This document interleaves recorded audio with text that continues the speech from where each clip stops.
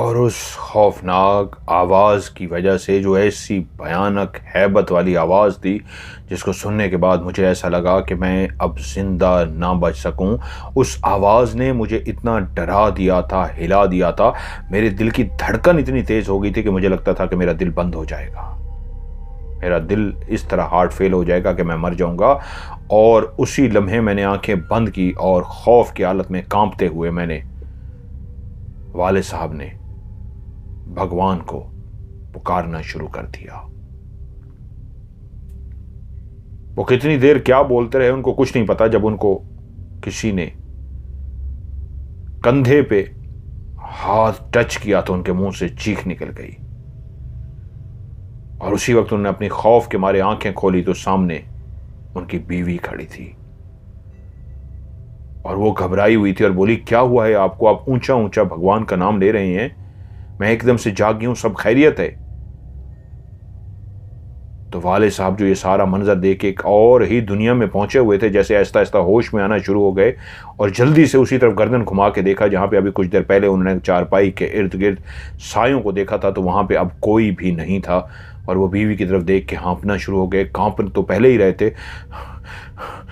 क्योंकि दिल की धड़कन बहुत तेज थी और सांस उनको चढ़ी हुई थी। बीवी भाग के पानी भर के लाई, उनको पानी पिलाया, हौसला दिया, उनके पास बैठी और बखा क्या हुआ। और तब उन्होंने बीवी को वो सारा मंजर बता दिया। तो दोनों ने कहा, जब तक रजिया का इलाज नहीं होता, हमें, मेरे ख्याल में, रजिया को कहीं और भेज देना चाहिए। कहीं ऐसा ना हो कि रजिया की वजह से बाकी घर वालों की जिंदगी भी खतरे में पड़ जाए। और यूं सुबह उठते ही अब्बा ने और अम्मा ने यही कहा, बेटा, हम यही चाहते हैं कि तुम हमेशा सुखी रहो, हमारी बहू सुखी रहे, लेकिन हालात जिस तरफ जा रहे हैं हम खुद भी बहुत ज़्यादा डरे हुए हैं। और रात ऐसा भयानक मंजर हुआ है जिससे लग रहा है घर वाले पहले ही सारे खौफजदा हैं। अब ऐसा तो नहीं हो सकता सारे घर वालों को कहें कि तुम लोग कहीं और चले जाओ, रजिया और तुम यहाँ रहो। अब सब जाएं वो बड़ा मुश्किल होगा, कहाँ जाएंगे? तो बेहतर यही है वो गांव में अपना वो जो मकान है, जब तक रजिया का इलाज नहीं होता तुम वहां पे शिफ्ट हो जाओ।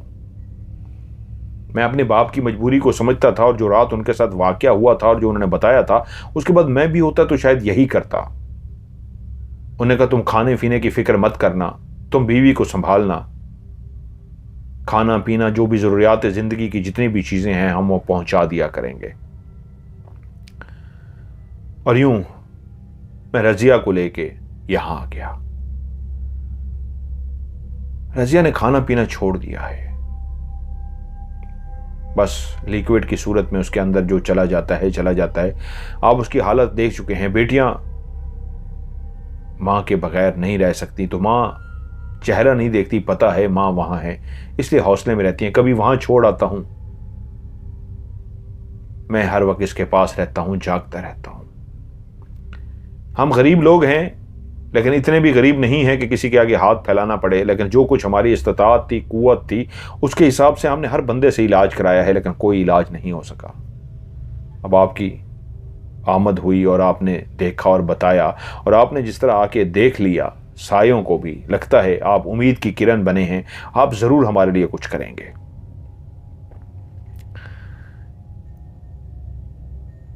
ये जब उन्होंने यहाँ एक, ये एंड में बताऊंगा, एक यहाँ पे उन्होंने मुझे बात कही जो सीक्वेंस ना टूटे, ये वाली बात एंड में कहूंगा।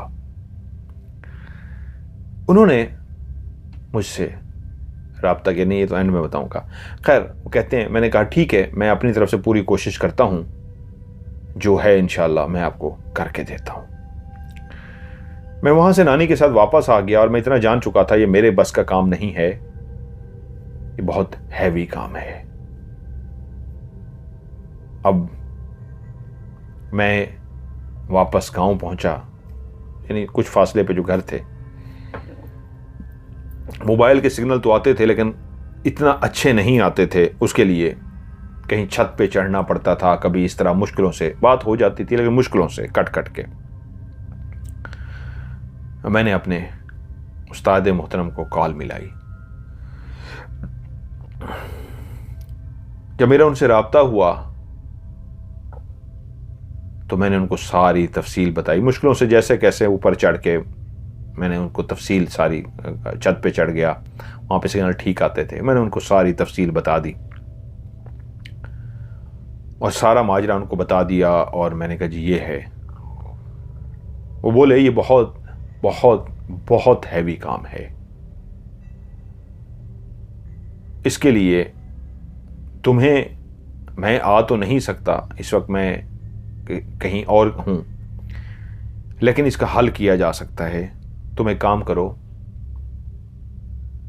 तुम वहां पे पढ़ाई करोगे, अभी जो अमल तुमने करना था वो अभी नहीं करोगे, वहां पे बैठ के पढ़ाई करोगे और पढ़ाई करने के बाद तुम सो जाओगे। इधर से मैं पढ़ाई करूंगा, क्योंकि तुम वहां पे हो तो उसको देख के आए हो, उसका कपड़ा लो जो उसके पहने हुए कोई कपड़े हैं, वो कपड़ा लेके पढ़ाई करो और उसके बाद सो जाओ। जो कुछ देखोगे वो मुझे बताना और उसके बाद उसका तोड़ करते हैं। उन्होंने फोन बंद किया, मैं अजान कहते हैं वहां पे गया और उनसे कहा कि इनका मुझे कोई पहना हुआ कपड़ा दे दीजिए और इनके चेहरे से चादर हटा दीजिए ताकि मैं कुछ देर पढ़ाई कर सकूं। उन्होंने उनके चेहरे से चादर हटा दी और वो उनके लिए कोई कपड़ा ढूंढने गए जो उनका पहना हुआ वहां मिल सके। और मैंने वहां उनके चेहरे की जल्दी से बकायदा क्लियर करके नहीं, एक जल्दी से धुंधली सी एक तस्वीर बना ली चेहरे की। मैं कपड़ा लेके वहां से रवाना हुआ और उस रात फिर मेरा इम्तिहान शुरू होता था। मेरे बस से बहुत बाहर था, ये बहुत मुश्किल था। मैंने घर वालों से कह दिया था, नानी से कह दिया था, मुझे ये अमल करना है तो ऐसे कमरे में जहाँ पे कोई आना जाना ना हो, दूर करके हो। तो जिस घर में मेरी रिहाइश थी उससे दूर थोड़ा ही फासले में, यहाँ पे घर तो बहुत होते हैं, कच्चे कमरे काफ़ी बने होते हैं। एक कमरा जिसकी सफाई वगैरह करके इस अंदाज में उसको मुझे चारपाई डाल के सेट कर दिया गया और मेरे कज़न लोग भी जो थे उनको भी साथ बाहर लिटा दिया कि इसको कोई ज़रूरत पड़े तो तुम अंदर ही रहना। वो एक कमरे वाला घर था जिसका सहन भी था, उसका एक कमरा था। सहन में कज़न लोग सो गए चारपाई पे और मैं अंदर बैठ गया। मैंने दायरा खड़ा किया, पढ़ाई की और कपड़े को साथ रखा जिस तरह उस्ताद ने समझाया था। मुझे तो उन्होंने खुल के बताया, लेकिन यहाँ बताना ज़रूरी नहीं है। उन्होंने पढ़ाई की और सारा कुछ करके और पढ़ने के बाद वो सारा किया और उसके बाद वो वहीं पे सो गए। अजान कहते हैं कि जब मैं सो गया और तब मैंने ख्वाब में देखा, क्योंकि वो ख्वाब में उस्ताद वहाँ पे बैठे पढ़ रहे थे और इधर से मैंने भी पढ़ लिया था और सोर्स मेरे पास था जो कपड़ा था। तो अब नज़र आना था, मालूम करना था मामला है क्या। तो मैंने जब ख्वाब देखा तो मैंने देखा मेरे उस्ताद मोहतरम इसी जगह पे, इसी घर में मौजूद हैं और वो बैठे पढ़ रहे हैं। जिस जगह मैंने पढ़ा था वो बिल्कुल उसके सामने बैठे हैं।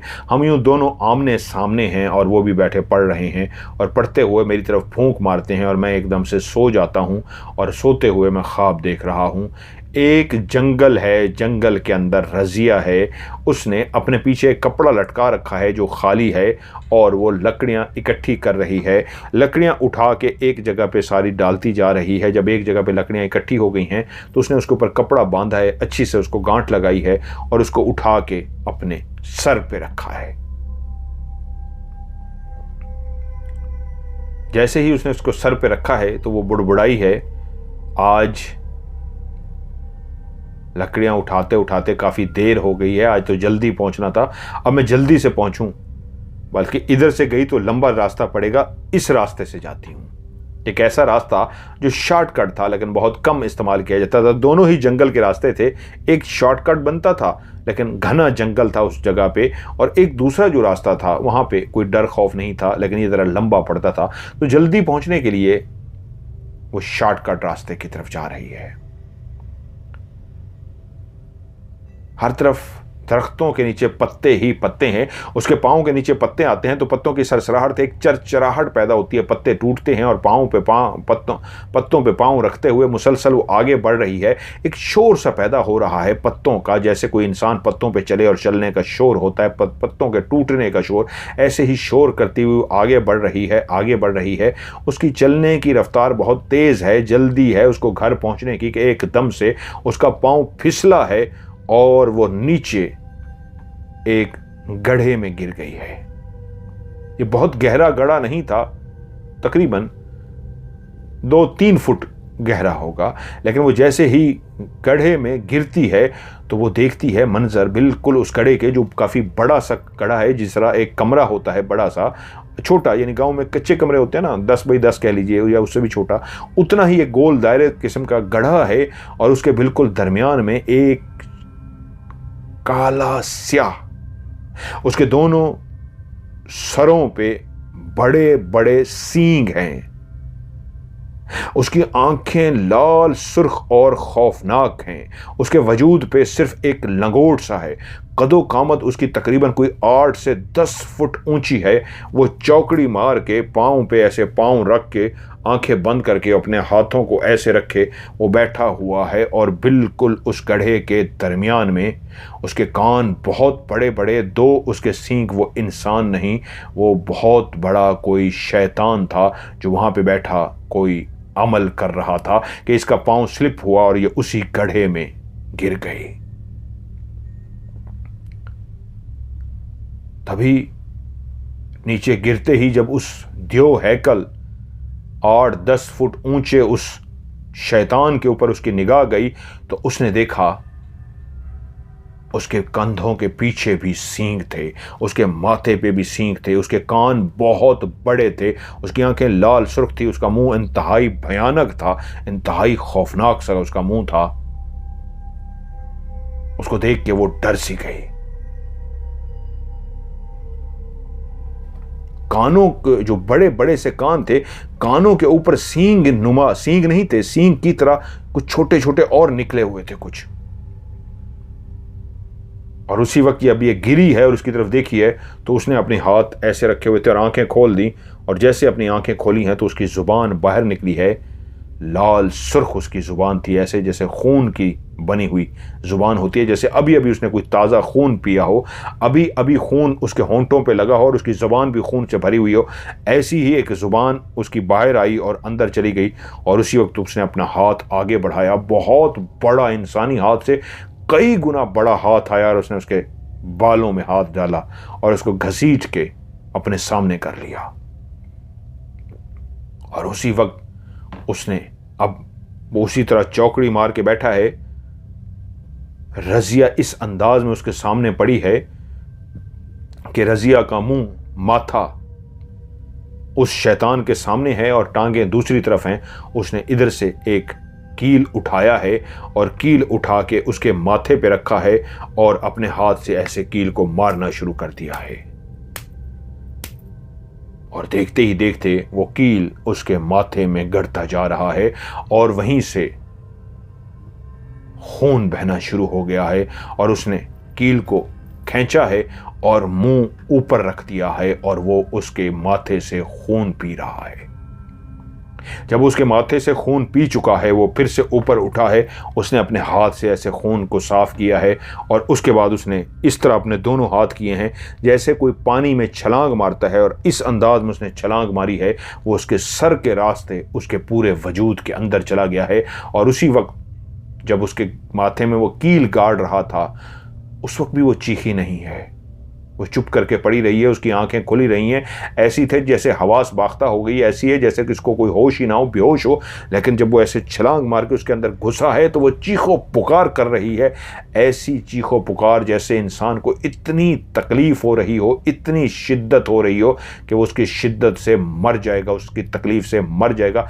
इतनी ज़ोरों शोर से वो चीख रही थी।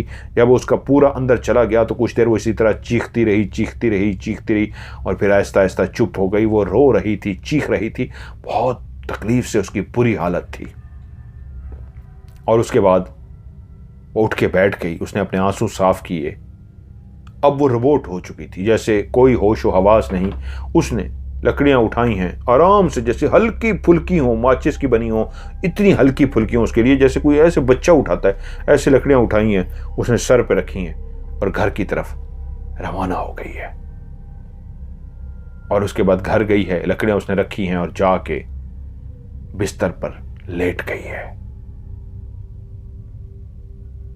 और उसी वक्त मैंने देखा, दोबारा से मेरी आंखों के आगे मंजर क्या है कि मेरे उस्ताद मेरे सामने बैठे हैं और मुझे इशारा कर रहे हैं, आंखें खोलो। और जैसे ही मुझे उस्ताद ने कहा, मैंने उसी वक्त आंखें खोल दी। और मैंने जैसे आंखें खोली, मेरे वजूद कांप रहा था, मैं पसीने पसीने था। मैं अपनी उस जगह पे ऐसा डर चुका था, ऐसा खौफजदा हो गया था कि मेरा वजूद थर थर कांप रहा था। पर मेरी आंखें खुल चुकी थी, कोई वहां पे उस्ताद नहीं था, कोई कुछ नहीं था। लेकिन मैंने जो मंजर देखा था बहुत ही भयानक था, बहुत ही खौफनाक था। फिर मैं सो ना सका। अगली सुबह मैंने उस्ताद को सारा ख्वाब सुना दिया। वो बोले, हाँ मैं देख चुका हूं, तुम्हारे जरिए ही देख चुका हूं। जो तुम देख रहे थे वही बैठा मैं भी देख रहा था, क्योंकि तुम्हारे पास उसका कपड़ा था और जो तुमने पढ़ा था, जो कुछ तुम्हें दिखाया गया वो मैंने भी देख लिया था, लेकिन देखा तुम्हारी वजह से है। अब मैं परेशान हो गया कि उस्ताद जी इसका हल क्या है। उसने कहा इसका हल ये है कि तुम रजिया और उसके शौहर को लेके उसी जगह पे जाओगे और उसी जगह पे जाके ये पढ़ते हुए जाओगे। पहले इनको दायरा कड़ा लगाओगे और ये हिफाजती जो उस्ताद मुझे सिखाते थे वो सारा बताया। पहले ये दायरा कड़ा लगाना है, ये करना है, ये करना है, ये पढ़ना है, और ये पानी बना कर जाओगे और यही पानी जो है उसको आग लगाएगा, उस शैतान की जिंदगी को ख़त्म करेगा। बस एक बात याद रखना, हल्की सी भी गलती हुई तो तुम तीनों को मार देगा। वो बहुत ताकतवर है, वो इतना बड़ा शैतान है कि मुझे जब तक मैं खुद यहाँ बैठ के पढ़ के ओके ना करूं तुम जा नहीं सकते। जब मैं इतने दिन, हो सकता है मुझे 2 दिन लगे, 4 दिन या हफ्ता लगे, मुझे पढ़ना पड़ेगा। और जब मैं इतना कंट्रोल कर लूंगा, इतना काबू कर लूंगा, तब तुम्हें कहूंगा कि हाँ अब मेरे काबू में आ गया है, तुम जाओ। लेकिन तुम सिर्फ जा रहे होगे, कर मैं रहा हूंगा। यूं समझो तुम जो कुछ कर रहे होगे पीछे मेरी ताकत लग रही होगी, लेकिन तुम्हें डरना नहीं है। ये याद रखना कि सिर्फ तुम कुछ करने जा रहे हो, असल में मैंने करना है, तो इसलिए घबराना मत, तुम्हें कुछ नहीं होगा। तुम घबरा गए, तुमने गलती कर दी, तो समझो तुम भी मारे जाओगे, लेकिन तुम बाद में मारे जाओगे, पहले मैं मारा जाऊंगा। उस्ताद ने मुझे काफी हिदायत दी और मैंने कहा मैं इंशाल्लाह पूरी कोशिश करूंगा। 1 दिन, 2 दिन, 3 दिन, 4 दिन, 10 दिन गुजर गए। मैंने अपने अमल शुरू नहीं किया था, उस्ताद जी के इंतजार में रहा। 10 दिन बाद उस्ताद जी बोले अब मेरे कंट्रोल में आया है, वो बहुत ताकतवर है।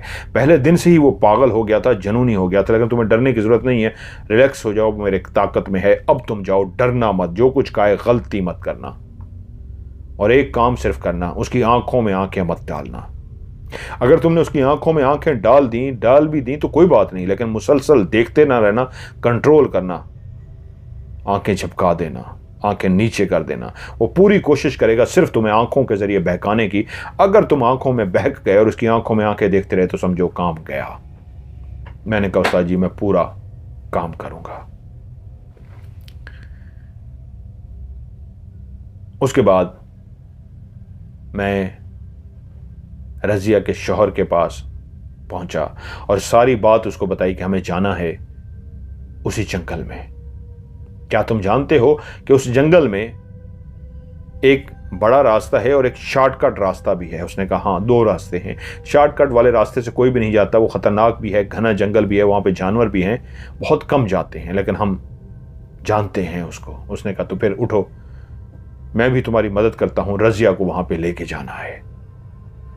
उसने कहा रजिया को कैसे लेके जाएंगे, ये तो चल नहीं सकती। मैंने कहा अगर इसको कंधे पे उठाना भी पड़े तो इसको कंधे पे उठा के लेके जाना होगा। जैसा कहा गया है वैसा करना होगा और उम्मीद रखो हम जीत के आएंगे, हारेंगे नहीं। उसने कहा मुझे मोहलत दीजिए, घर वालों को मैं बुला लूं ताकि बच्चियों को वो संभाल लें, फिर हम चलेंगे। दिन के टाइम मैंने उसे कहा, घर वाले जब उसको दिन को रोटी देने के लिए आए तो उन्होंने कह दिया, बच्चियों को वो ले गए। शाम को जब मैं पहुंचा तो वो मेरा इंतजार कर रहा था। मेरे कज़न लोग भी मेरी मदद के लिए तैयार थे, लेकिन मैंने उन्हें कहा कि आप जंगल से दूर रहोगे, जंगल में हम सिर्फ 3 लोग जाएंगे और उसके बाद जब तुम्हारी मदद की ज़रूरत होगी बाद में तुम्हें बुलाएंगे। पानी मैंने बना लिया। रज़िया को, उसके शौहर को, अपने आप को, अपने कज़न्स को, सबको मैंने दायरा खड़ा कर लिया और हम सब जंगल की तरफ रवाना हुए। अभी जंगल शुरू नहीं हुआ था। मैंने अपने कज़न लोगों को, रिश्तेदार ही लगते थे, कज़न लोग ही कहना चाहिए, उनको रोक दिया और मैं रज़िया का शौहर रज़िया को कंधे पे उठाए हुए उसी जगह पे पहुंच गए जहां पे एक बड़ा सा रास्ता था और एक शॉर्टकट रास्ता जाता था। रज़िया की अब वजन ही नहीं था, बिल्कुल हल्की फुल्की थी, लेकिन जैसे ही हम शॉर्टकट रास्ते की तरफ, घने जंगल की तरफ जाना शुरू हो गए तो वो मुझसे बोला, इसका वजन बढ़ना शुरू हो गया है, बहुत ज्यादा भारी होती जा रही है। मैंने कहा बस हिम्मत करो, थोड़ा सा हिम्मत करो और चले। तो वो एकदम से कराह जोर से कि अब मेरी हिम्मत जवाब दे गई है, ये बहुत भारी हो गई है, मैं इसको नहीं उठा पा रहा। मैंने कहा एक काम करते हैं, हम दोनों मिलकर इसको उठाते हैं। उसने बाजुओं से पकड़ा और मैंने टांगों से पकड़ा और जब हम दोनों ने उठाया तो पता लगा जान निकल रही है हम दोनों की। दोनों के लिए उठाना बहुत मुश्किल था। वो इंसान नहीं थी, वो एक ऐसी भारी भरकम औरत बन चुकी थी जिसको हम दोनों हिला भी नहीं पा रहे थे। तब मुझे अपने उस्ताद की बात याद आई, ये पढ़ना। वहीं पे खड़े होकर मैंने पढ़ना शुरू किया और उसके ऊपर फूंक मारी। अब उसका वजन इस काबिल हो गया था कि हम उसको उठा सकें, कम नहीं हुआ था। अब हमने उठाया तो हम उठा पाए, लेकिन मसला यह था कितनी दूर चलेंगे इतनी भारी भरकम वजन के साथ। हम लेके चले, थोड़ी देर चले, थक गए, उसको जमीन पे रख दिया, फिर से उठाया, कुछ आगे गए, थक गए, जमीन पे रख दिया और करते करते करते एक ऐसी जगह मुझे नजर आई जहां पे मुझे महसूस हुआ जंगल में शोर होना शुरू हो गया है। ऐसा शोर जैसे हमें नजर कोई भी नहीं आ रहा था, बहुत सारे पांव पत्तों पे रखे जा रहे हों और तेजी से भागते फिर रहे हों, चलते फिर रहे हों और शोर ही शोर। वो शोर भी डर गया, हर तरफ भागने का शोर था, नजर कोई भी नहीं आ रहा था, सिर्फ एक पांव जो पत्तों पे रखते थे तो पत्तों के टूटने का जो एक शोर था हर तरफ बढ़ता जा रहा था। मैंने कहा हम करीब पहुंच गए हैं उस जगह के जहां पे हमने जाना है। और हमने इस दफा जब रज़िया को उठाया तो रज़िया बिल्कुल हल्की फुल्की हो चुकी थी, ऐसी जैसे पहले थी। शौहर बोला ये तो बिल्कुल हल्की हो गई है। मैंने कहा लेकिन हमें अलर्ट होना है, जैसे तुम्हें समझाया गया था वैसा ही करना है।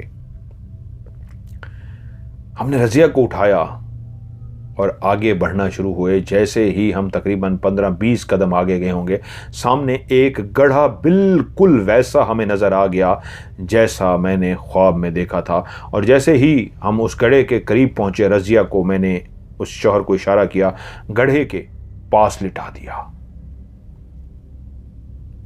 और जैसे ही पास लिटाया मैंने कुछ देर खड़े होकर पढ़ा और पढ़ने के बाद मैंने कहा रज़िया को गड्ढे के अंदर डालो। हम दोनों ने पकड़ के आराम से, हमने नहीं अंदर जाना था, रज़िया को उठा के उसके शौहर को कहा केयर करना, तुम्हारा पांव बीच में ना जाए। एहतियात के साथ हमने जैसे कैसे रज़िया को अंदर डाल दिया।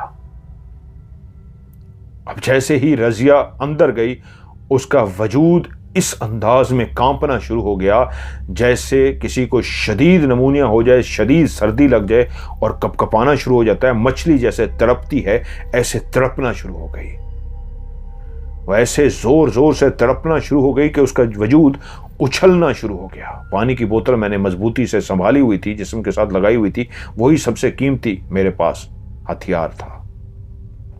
अब उसका वजूद जो पहले कांपता जा रहा था, बकायदा उसका वजूद अब उस घड़े के अंदर छलांगे लगा रहा है, ऐसे जैसे मछली तड़पती है पानी के बगैर, वो ऐसे तड़प रही है। और उसी वक्त वो शोर जो कुछ देर के लिए थम सा गया था, अब इतना बढ़ गया कि हर तरफ चिमगादड़ों की आवाज़ें आना शुरू हो गई। बाकायदा जैसे शर करके परिंदे उड़ते हैं दरख्तों से तो एक शोर सा पैदा होता है, ऐसे चिमगादड़ें उड़ी हैं। हर दरख्त से इतनी चिमगादड़ उड़ी हैं कि मेरी भी जान निकल गई है। उसका शौहर भी डर गया है, वो अंदर मछली की तरह तड़प रही थी। तमाम दरख्तों से चिमगादड़ें ही चिमगादड़ें निकल आई हैं। वो सैकड़ों हज़ारों में नहीं, शायद लाखों में चिमगादड़ें थीं, शायद लाखों में। हमें लगा कि पूरा आसमान शायद चिमगादड़ों से भर गया होगा। और वो उसी तरह तड़प रही थी कि नीचे ज़मीन पे जो हमें भागने की, चलने की, पाँव की आवाज़ें आ रही थी, वो भी ऐसी बढ़ गई जैसे हर कोई भाग रहा हो, परेशानी में हो। जैसे कहीं लड़ाई होती है तो ढेर सारे लोग जिस तरह एक मजमा होता है, उसमें भगदड़ मच जाती है, और ऐसा ही शोर और ऐसी भगदड़ सी मच गई जैसे हर कोई भाग रहा हो, भाग रहा हो, भाग रहा हो। एक भगदड़ की तरह का शोर था, पत्ते हर तरफ चरचरा रहे थे, उनके ऊपर पांव रखे जा रहे थे, और एक शोर ऐसा था जैसे आवाज़ सिर्फ ऐसी समझ आती थी जैसे पुराने वक्तों में लड़ाई होती थी तो तलवारों की आवाज़ आती थी। इसमें तलवारों की आवाज़ नहीं थी, लेकिन एक शोर सा था जैसे कोई लड़ रहा हो, कोई बात कर रहा हो, मतलब शोर सा था जो समझ नहीं आता था। अब वो अंदर तड़प रही थी और मैं पढ़ रहा था। हकीकत में मैं नहीं पढ़ रहा था, मेरा उस्ताद पढ़ रहा था। क्या हो रहा था वो बेहतर जानते थे। कि मैंने देखा तड़पती तड़पती रज़िया वहीं पे बिल्कुल ठंडी हो गई, और एकदम से उसकी आंखें खुल गईं और वो अपनी जगह से उठकर बैठ गई। और जैसे ही वो उठकर बैठी, रज़िया नहीं थी, वो वजूद रज़िया का था, वो उसके अंदर हाजिर हो चुका था। अब मुझे एकदम से याद आया, क्या मैंने रज़िया की आंखों में भी नहीं देखना? मुझे तो उस्ताद ने मना किया था उस शैतान की आंखों में नहीं देखना, लेकिन रज़िया की आंखें भी लाल सुर्ख थी, तो मैंने हिफ्ज़ मा तक़द्दुम, हिफाजती तौर पे रज़िया की आंखों में भी नहीं देखा, पढ़ना शुरू कर दिया। उसकी आंखें लाल सुर्ख थी। और उसी वक्त मैंने देखा, उसके शौहर ने देखा कि रज़िया के पीछे से जो उठ के बैठी हुई है, उसकी बालों वाली साइड से धुआं निकलना शुरू हो गया। काला स्याह सफ़ेद धुआं होता है, हल्का हल्का सफ़ेद, काला स्याह धुआं ऐसे निकलता गया, निकलता गया, निकलता गया, और धुआं फैल रहा था, फैल रहा था, एक बड़ा सा वजूद बनता जा रहा था। ऐसा वजूद जिसका हमें धड़ नज़र आ रहा था, उसका सर दरख्तों से ऊपर निकल गया था। और उसी वक्त हमारी आंखों के सामने दरख्तों के अंदर से एक हाथ आया जिसके अंदर एक कील सा था, और उस कील ने रज़िया के माथे में दोबारा से कील लगा दिया।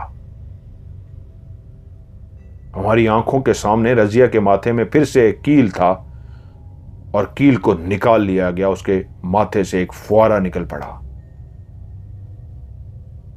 और उसी वक्त जो एक बहुत भारी भरकम उस धुएं से एक वजूद बन चुका था, वहीं ऊपर से वो वजूद झुका, जिसका कद तकरीबन कोई 50 फुट 100 फुट होगा, मैं नहीं पता कितना था। उसका जिस्म तो इतना चौड़ा हो गया था जितना तकरीबन 2 से 3 दरख्तों के बीच में फासला होता है।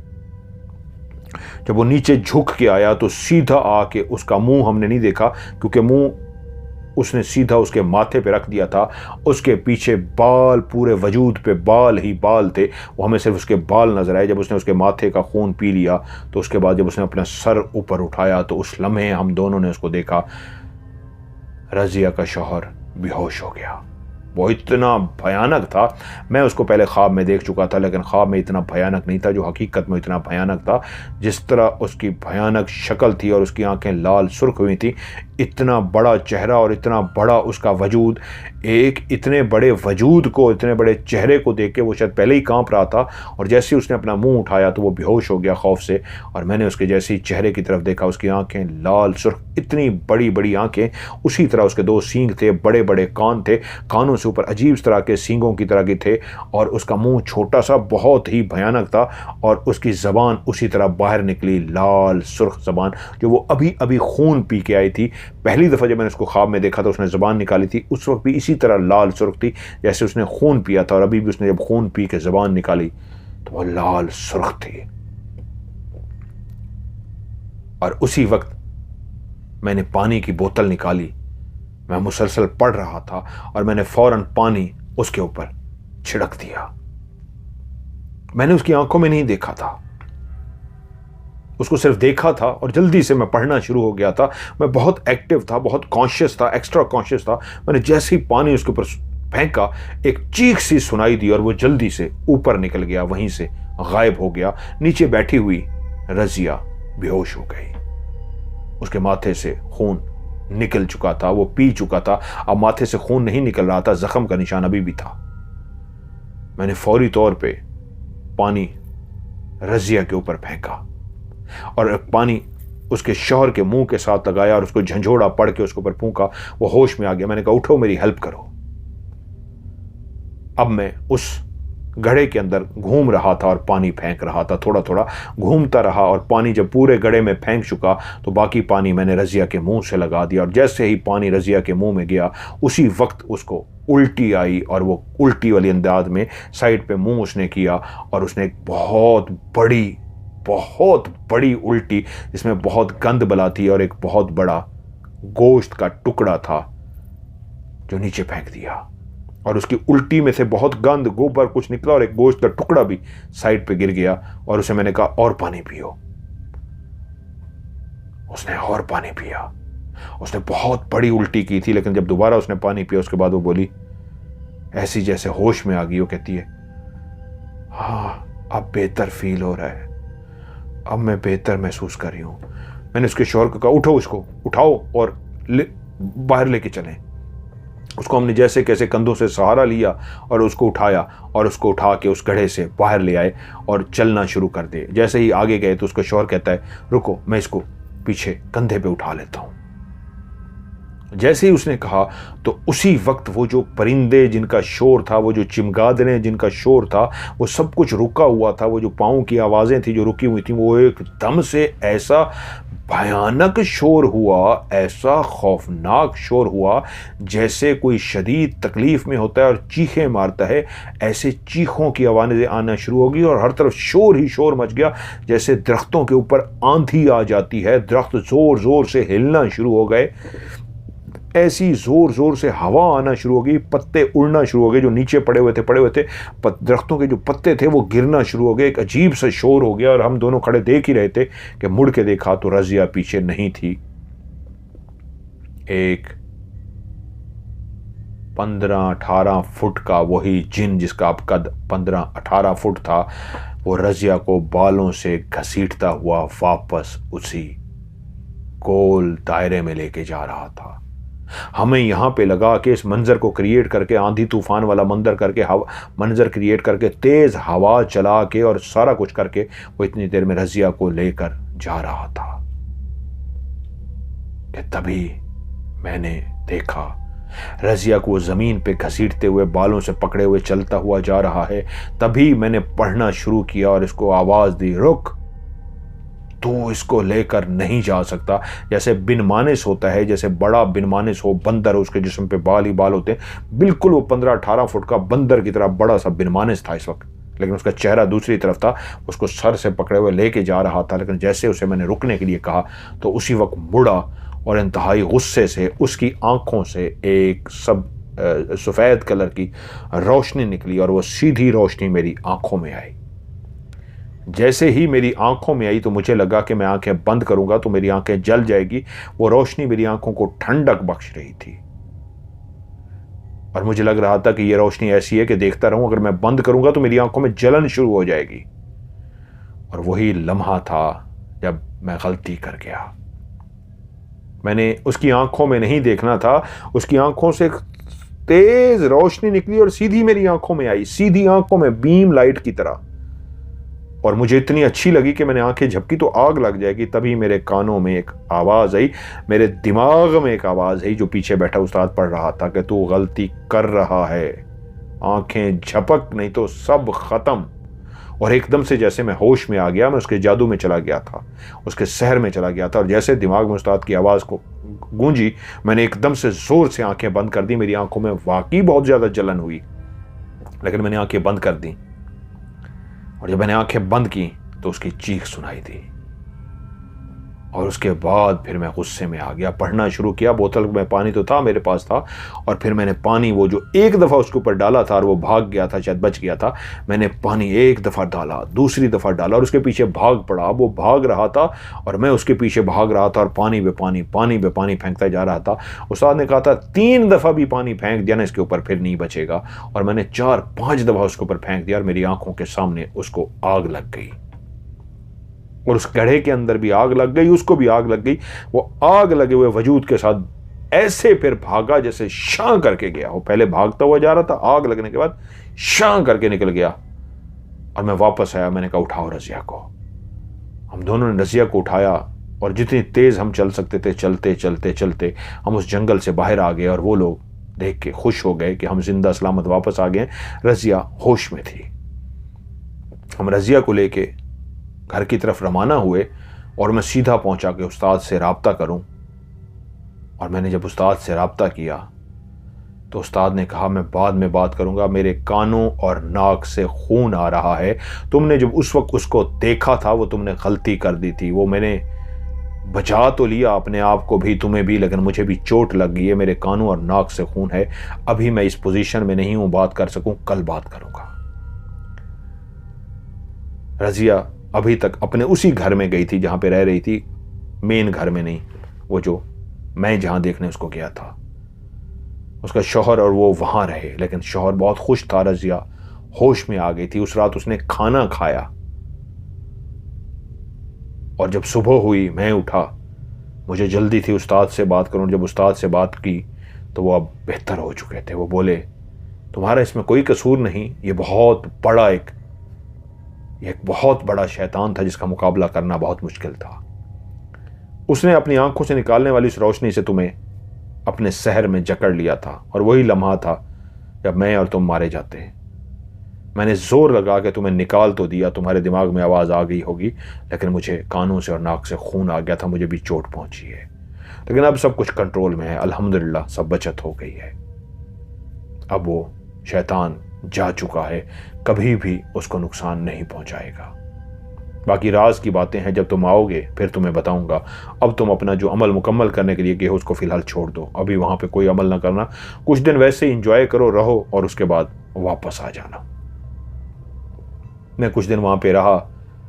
रजिया बिल्कुल ठीक हो गई थी, आहिस्ता आहिस्ता रिकवर करना शुरू कर दिया। उसने खाना पीना शुरू कर दिया। घर वालों ने बहुत मेरा शुक्रिया अदा किया, बहुत दुआएं दी, सब बहुत मेहरबान हुए। और उसके बाद फिर आखिर में वहां से वापस आ गया। उसके बाद उस्ताद ने बहुत कुछ और भी बताया उस शैतान के बारे में। उन्होंने मुझे उसकी तस्वीर भेजी थी।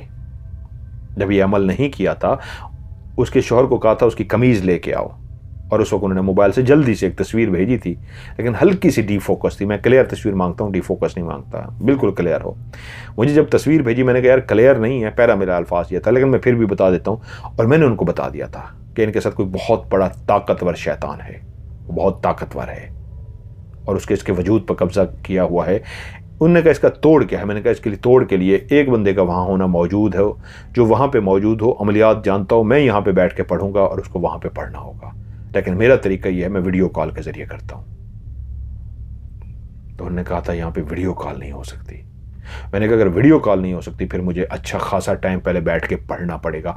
वीडियो कॉल का ये होता है उससे पहले तैयारी नहीं करनी होती, लंबा बैठ के पढ़ना नहीं होता, मुख्तसर पढ़ना होता है। वीडियो कॉल के ऊपर ही सारा आपको जोर लगाना होता है। लेकिन अगर आप वीडियो कॉल नहीं कर रहे, वैसे करना है, तो फिर बहुत लंबा पढ़ना पड़ता है। और उसने मुझे कहा था सेम यही मेरे उस्ताद ने किया था जो आप कह रहे हैं कि वीडियो कॉल करेंगे तो उसी वक्त मुझे सब कुछ करना होगा, थोड़ा सा पहले दायरा कड़ा वगैरह करना होगा, उसी वक्त जोर लगाना होगा, दो बदू लड़ाई करनी होगी। लेकिन अगर वीडियो कॉल नहीं हो सकती तो फिर मुझे पहले बहुत लंबी पढ़ाई करनी होगी, फिर करना होगा। तो उसने मुझे बाद में बताया था कि उस्ताद ने 10 दिन पढ़ाई की थी। मैंने उनको कहा था मैं मैक्सिमम शायद 2 दिन 3 दिन पढ़ाई करता, लेकिन पढ़ाई करनी पड़ती और फिर सारे काम छोड़ के मैं अपनी पढ़ाई भी नहीं कर सकता, बाकी भी नहीं कर सकता। फिर सिर्फ यही 3 दिन पढ़ाई आप करके और फिर आप ऑडियो पे करते हैं, वरना मैं वीडियो पे ज़्यादा करता हूँ। वीडियो वहाँ पे हो नहीं सकती थी, वहाँ पे सिग्नल का मसला था, वरना मैं उनका काम कर देता। लेकिन उन्होंने मुझे कहा कि मैंने आपको अपना रूहानी उस्ताद मान लिया है और मैं दिल से मरते दम तक आपको अपना उस्ताद मानूंगा। आप जानते हैं, आपको बहुत कुछ पता है। फिर मैंने भी कोई उनको चीज़ें सिखाई बताई, लेकिन वो मेरे ऐसे एक वो हो गए कि बहुत इज्जत दी। उन्होंने मुझे कहा कि मैंने बहुत कुछ उनको बताया था। उन्होंने कहा यकीन मानिए ये कोई नहीं बता सकता था, या हमने किया या आप कर सकते थे। मैंने उनको ये भी कह दिया था कि उन्होंने कहा था आप कितने दिन पढ़ेंगे? मुझे नहीं पहले बताया था कि उस्ताद ने 10 दिन पढ़ा है। अगर वीडियो कॉल नहीं करी तो आपको कितने दिन पढ़ना पड़ेगा? मैंने कहा यार मेरे लिए 3 दिन का काफ़ी है, मैंने देख लिया, पढ़ के देख लिया। उनके उस्ताद ने 10 दिन लगाए थे पढ़ने में। मैंने कहा था 3 दिन, हो सकता है मुझे भी 10 लगे। मैं ये नहीं कह रहा कि जी मैं उनके उस्ताद से बड़ा हूँ, हो सकता है मुझे 15 दिन लगते, लेकिन मेरा इल्म ये है कि 3 दिन में मैं पढ़ लेता। तो उसके बाद वो रजिया अब बिल्कुल ठीक है, और अपनी बच्चियों के साथ बेहतरीन ज़िंदगी गुजार रही है।